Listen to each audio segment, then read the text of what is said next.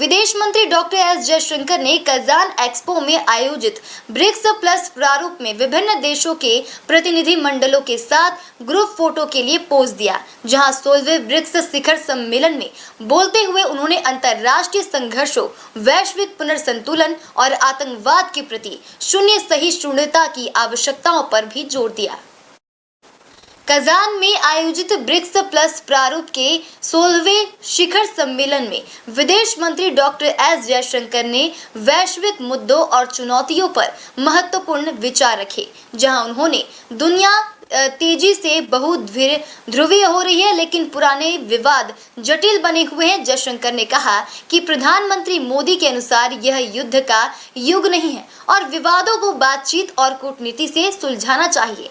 जयशंकर ने पश्चिम एशिया की स्थिति पर चिंता व्यक्त करते हुए कहा कि क्षेत्रीय संघर्षों के विस्तार से समुद्री व्यापार और मानवीय स्थिति पर गंभीर असर पड़ रहा है। इसके समाधान के लिए निष्पक्ष और स्थायी दृष्टिकोण की आवश्यकता है, जिसमें 2 स्टेट सॉल्यूशन पर बल दिया गया।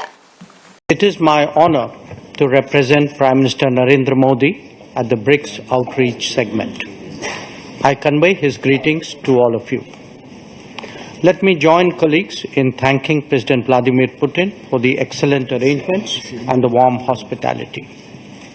Excellencies, we face the paradox that even as forces of change have advanced, some long-standing issues have only become more complex.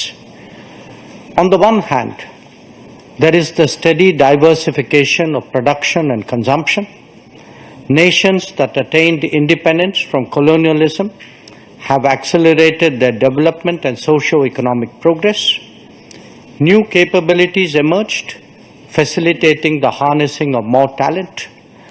This economic, political, and cultural rebalancing has now reached a point where we can contemplate real multipolarity.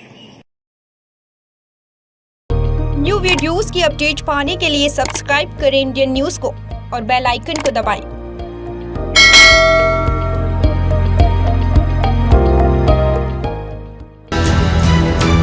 ये है Indu broadcasting private limited और आप देख रहे हैं Indian news, हर पल, हर क्षण, हर सच।